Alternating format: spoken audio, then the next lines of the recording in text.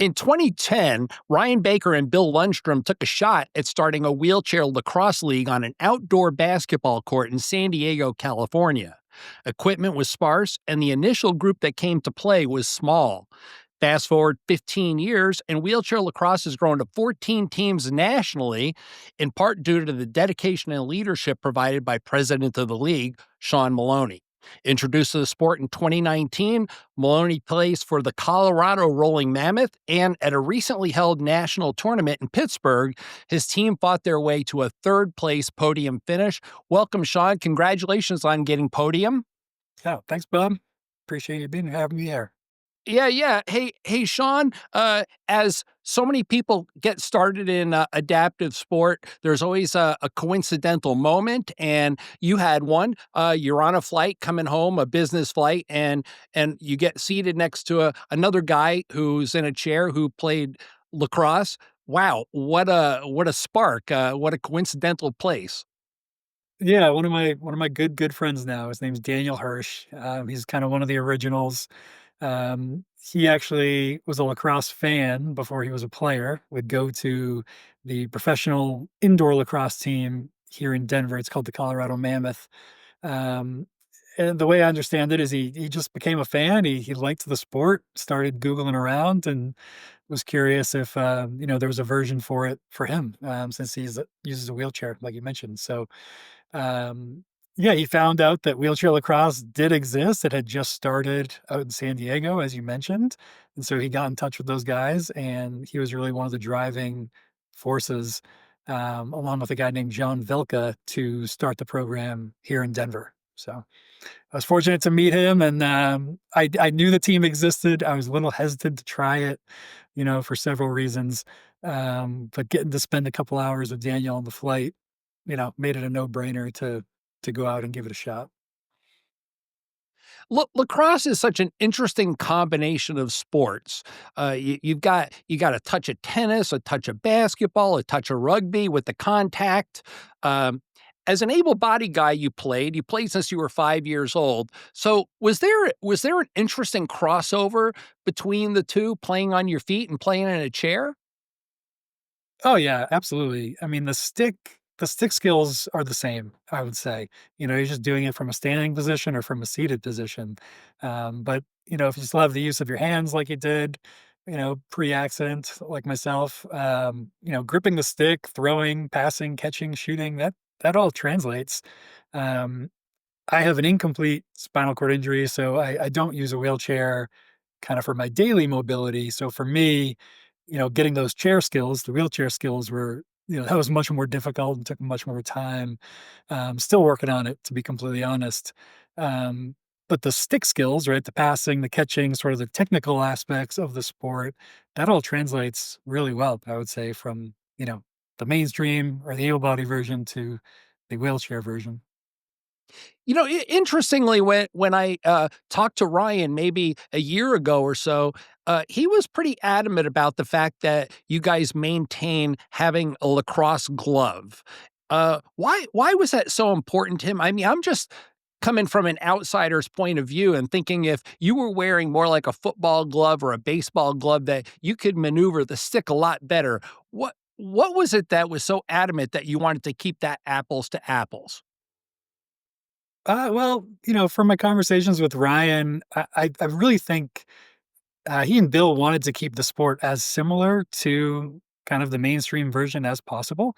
They didn't want to water it down. They didn't want to subtract anything that made lacrosse one of the fastest growing sports, in the country throughout the 90s and early 2000s. And so, part of that, at least for men's lacrosse, is the physicality. You're allowed to not just body check people, but people are always surprised. You're allowed to stick check people as well, as long as they have the ball. So if somebody's holding the ball in their stick, anything connected to that stick, their hands, their wrists, even their lower arms, is fair game for you to kind of check and poke and bother. And so the lacrosse glove obviously protects your hand, from injury, which is very important. So I think the fact that they wanted to maintain stick checking and body checking in the sport, required them to wear the same equipment that field lacrosse players wear, in the mainstream or typical versions. Hey, Shawn, the game is played 7-on-7. You've got two attackers, two defenders, two midfielders, and a goalie. What's your position, and what is it that you think that you bring to the table that's the most solid attribute to your game to help your team win? Hmm. Good question. I would hope my teammates would just say general kind of lacrosse IQ, for lack of a better term. I tend to play midfield. I've played all the positions except goalie, to be honest. Goalie's a tough one. But I'll play anywhere. I think our team, what usually we're a little bit low on numbers these past few years post COVID. And so everybody needs to play everywhere. We kind of rotate through so that no one gets too tired. Um, but I like playing midfield because it allows you to play offense and defense. Um, I do appreciate that we have what we call attackmen, which are essentially offensive players only, and defensemen, which play defense. That allows, I think, the sport to be a bit more inclusive of different disabilities, because those athletes, they don't have to cover the full rink. They literally only have to cover half of the rink. And so you don't have to be the fastest in the chair. If you have the right stick skills, right? Again, that stick is the key thing in lacrosse. You can play. And we always tell kids at these learn to play events, learn to play clinics that we do, that the stick is the key, right? If you can learn how to control the ball, you don't have to be the strongest or the fastest. You can be really effective.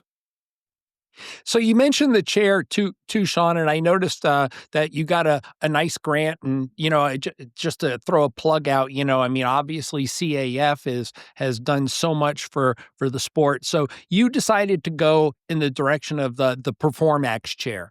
So when you designed your chair, I assume you did have a hand in the design. Were there things that you wanted to change? I mean, when I actually look at the chair, it seems to me I'm almost looking at even more a tennis chair than I am a basketball chair, but it also has to be beefed up to take those hits. So what was it that you wanted to incorporate into your chair to make it better?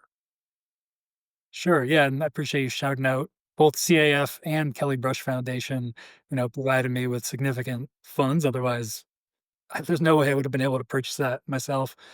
Um, again, I really rely on my teammates who are more knowledgeable about the wheelchair design, to be honest. But I think the camber angle of the wheels was really important because you mentioned tennis. As I understand it, tennis chairs tend to be more cambered because it's less about straight line speed. It's more about your ability to turn quickly, pivot quickly. Exactly. Whereas lacrosse is somewhere in the middle. Like you want to be able to move fast in a straight line. But similar to basketball, you're also kind of dodging and weaving, and your agility and ability to pivot also really matters. So figuring out that right camber angle was a big thing when I was designing the chair. I was also frankly thinking about a chair that I could have for a long time, right? I didn't want it, to be perfectly honest. If I was a Paralympic level athlete and I had this major event in a couple of years, that chair might have been a little bit more compact, it would have fit me a little bit tighter. But I'm hoping to keep this thing for a decade, 2 decades. So I gave myself a little bit of wiggle room, as I grow and develop. So there's kind of that balance of my sport, primary sport being lacrosse. I also play a little bit of tennis. And like I said, Do you use the chair for tennis as well? I do. I think the only difference with tennis is because it's a contact sport, I have 2 of those caster wheels in the back as opposed to a lot of tennis chairs, only have 1. And that just helps me, stay upright, not get knocked over too many times on the Of lacrosse course. court. So, yeah, it's just that balancing stability versus speed versus agility. And like I said, I had some teammates who used PerformX. I liked that it was built here in the States.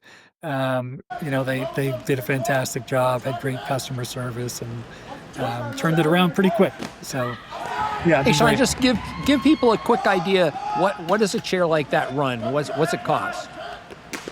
Oh, I think the final tally on this was It was about $7,200, I want to say. It's a titanium chair. You know, we got some nice tires. We got some carbon fiber. So it's not the most expensive, but it's also not the least expensive. It's kind of somewhere in the middle. Way You'd way probably up above there than me. recreational. Yeah, exactly. Hey, Um, hey, hey, Shawn, I want to address a couple things because it was kind of funny when I was reading that. You said I raised my hand and now I'm president. It's funny how organizations seem to always clamor to people who are of high competence. So obviously you are. When you guys get together in board meetings and you're talking about the sport and you're trying to find ways to make the sport of wheelchair lacrosse advance, what are some of the topics on the table to make the sport grow, to get people into the league, to make the game faster, adjustment of rules? What are the primary issues that you guys are concerned with and focus on? I mean, you really nailed it. It's all of the above.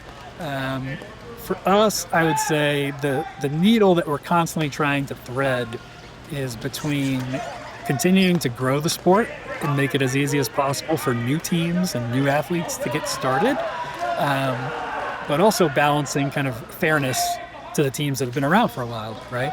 And so, as an example, classification, right, is always a big topic. I imagine with any of these leagues, we actually still allow non-disabled or able-bodied athletes to participate. There can only be two on the court at any time.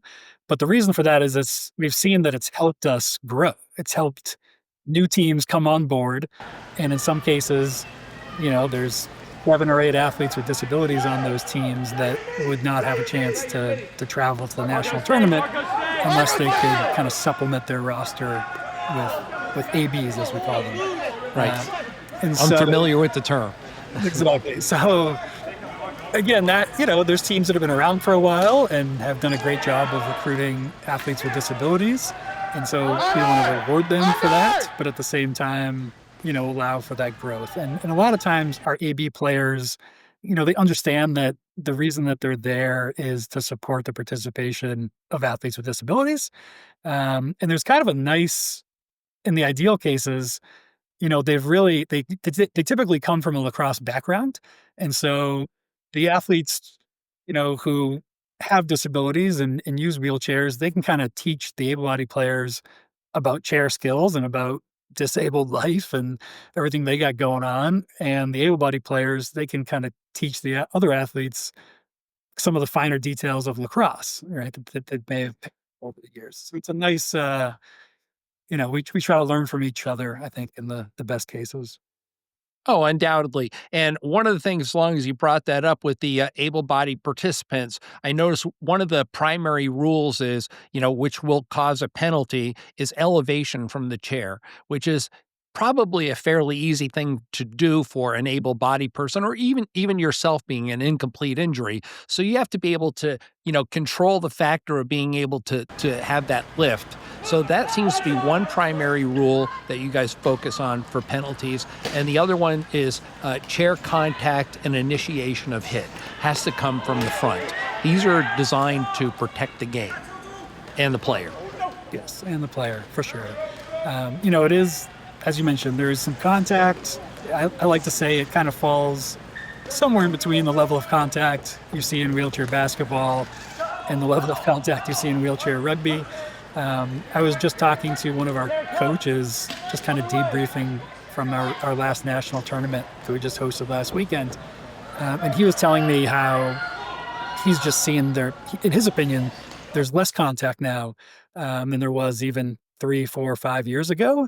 And I think we can credit that to the players just developing more skill. At all levels of lacrosse, as you develop more skill, there's actually the ball's in the air more. It's not on the ground as much, and there's less collisions, right? There's less physical contact, which is a good thing. I think we're seeing our athletes develop that level of lacrosse skill, where again the ball's in the air more. It's not this demolition derby where we're just running into each other.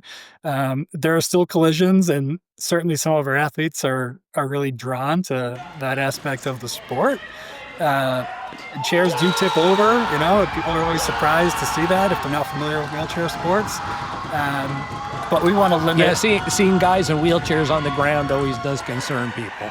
Yeah, sometimes, you know, we have to train our officials, you know, and we obviously we emphasize like this is part of the game. They're not fragile. They're not going to break. But if they're in a dangerous position, you know, blow the whistle was safety first, obviously. Um, but yeah, I think as you mentioned, as long as that contact is in front of the axle, you know, we find that the injury rate is pretty low. When chairs start flipping backwards or directly to the side, you know, that's where you get a little more nervous about, you know, head injuries, shoulder injuries. Um, but again, I think we've got great medical support. We always have athletic trainers at our events. You know, I was just going through some of the injury reports that they provided, and it's pretty safe. You know, we don't see, knock on wood, um, you know, some of these major injuries. So Well, Shawn, you're the prez of USA Wheelchair Lacrosse. You're doing a really great job. 10 years in, you're definitely doing good things. And just keep moving forward. I look forward to seeing what's on the horizon. Thanks for coming in, man. yeah, thanks for the kind words, Bob. I appreciate the opportunity, and we just like showing people there's more opportunities, more sports available to them. So check out wheelchairlacrosse.com. We got some good videos out there, and come find a team if you want to play.